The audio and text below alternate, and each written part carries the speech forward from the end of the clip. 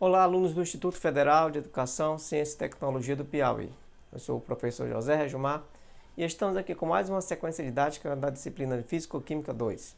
Agora, falaremos um pouco mais sobre as equações fundamentais da termodinâmica. Bom, então eu já vou começando aqui a falar de algumas características dos sistemas termodinâmicos. Inicialmente, a gente tem que compreender que existe, além das três propriedades mecânicas investigadas até então, que é a pressão e o volume, os sistemas também apresentam três propriedades fundamentais ali expressas pela primeira e segunda lei da termodinâmica, que são justamente a temperatura, a entropia e, na verdade, a temperatura, a energia interna e a entropia, ok? Além dessas propriedades fundamentais, né, e as propriedades mecânicas, que é a pressão e volume, nós temos também as chamadas variáveis compostas, que são justamente a entalpia, representada aqui pela letra H, a energia de Hamilton, representada aqui na nossa escrita justamente pela letra A, e a energia livre de Gibbs, representada pela letra G. E nós vamos começar a definir as equações que relacionam todas essas propriedades e variáveis, ok? Que são justamente as equações fundamentais da termodinâmica. Então vamos começar, logicamente, pela junção da primeira e segunda lei da termodinâmica. Bom, então uma coisa importante que a gente tem que compreender a partir desse momento é que as equações fundamentais da termodinâmica, né, elas são, na verdade, funções matemáticas que têm suas variáveis. A energia interna, representada ali pela primeira e segunda lei da termodinâmica, tá ok? É uma função matemática cujas suas variáveis são a entropia, o volume e o número de partículas. Enquanto que a entropia é uma função matemática que tem como variáveis a energia interna, o volume e o número de partículas. Já a energia de Hamilton, ela corresponde a uma função matemática que tem como variáveis a temperatura, o volume e o número de partículas. Por sua vez, a entalpia é uma função matemática que tem como variáveis a entropia, a pressão e o número de partículas.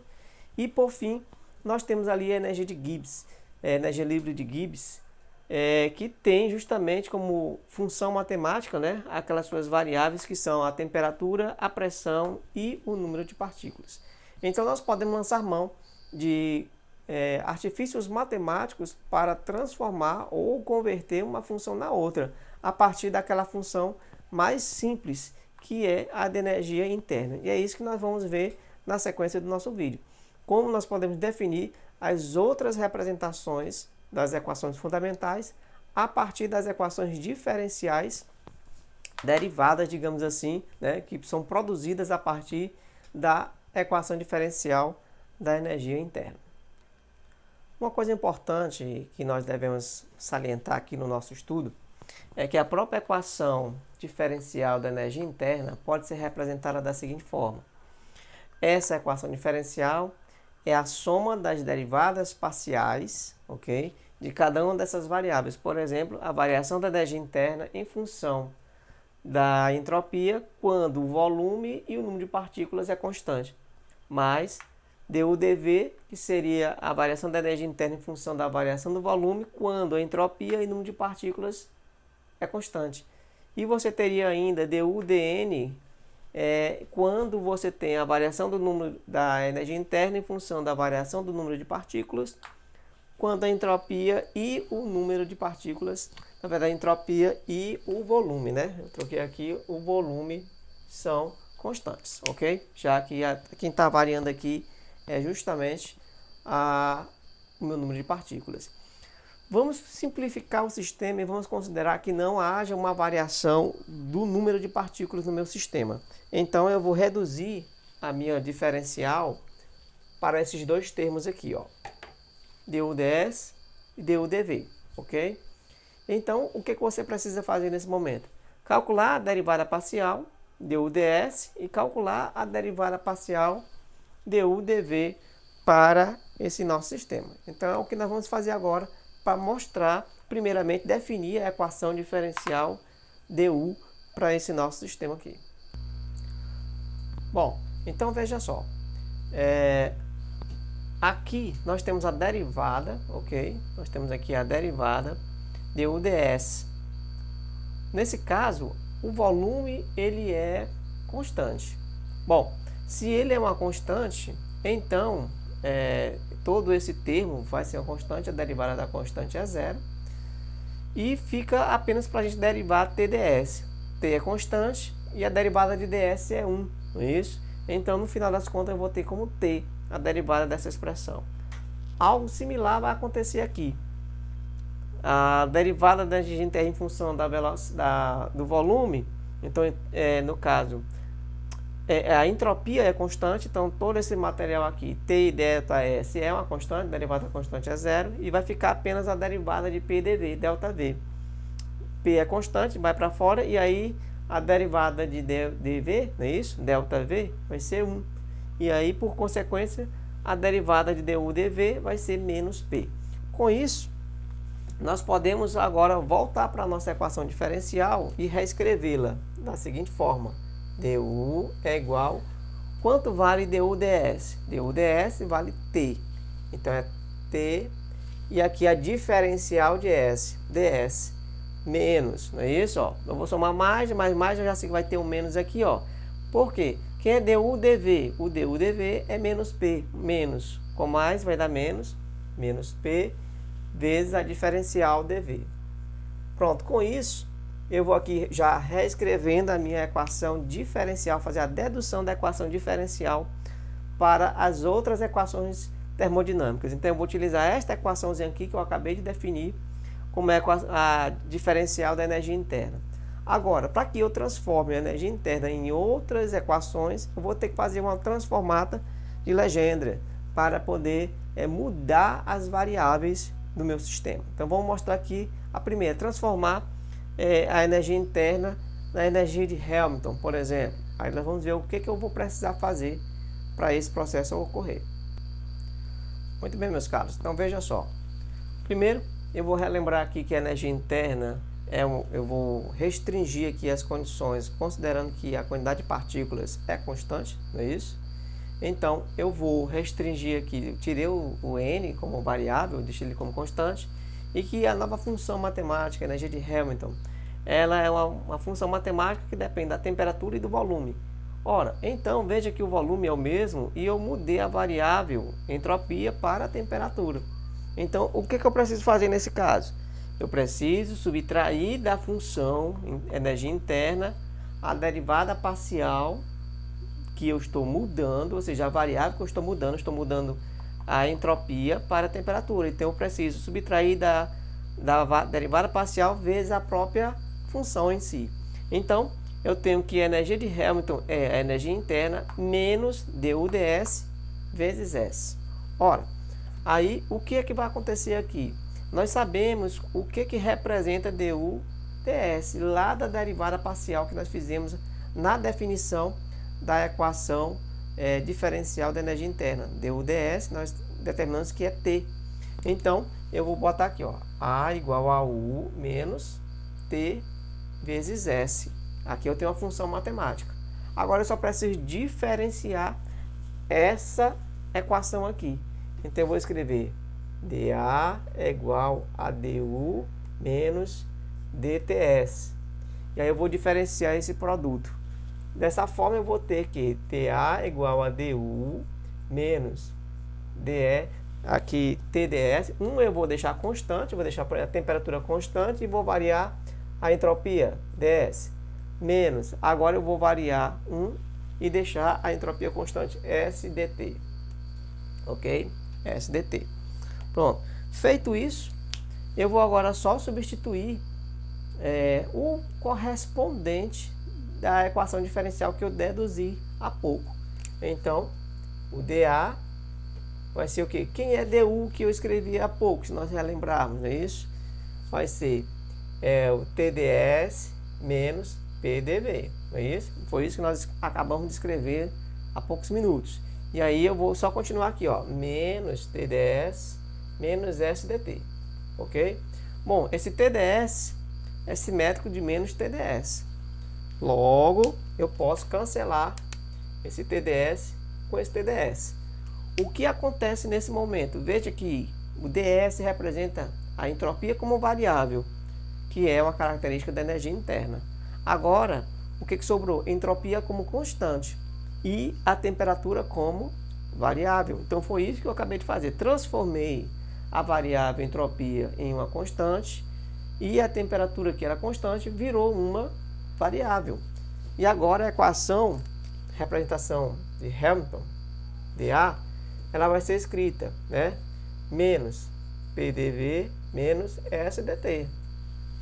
E aí você tem agora a representação de Hamilton para essa condição aqui, ok? Pronto, já fizemos uma primeira transformação. Transformamos a energia interna em energia de Hamilton. Para isso, fizemos essa transformaçãozinha aqui. Agora podemos aplicar o mesmo raciocínio aonde?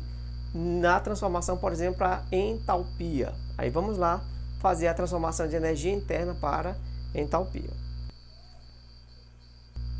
Muito bem, então agora nós vamos trabalhar, aplicar o mesmo raciocínio que utilizamos na energia de Hamilton com a energia, na verdade com a entalpia, tá?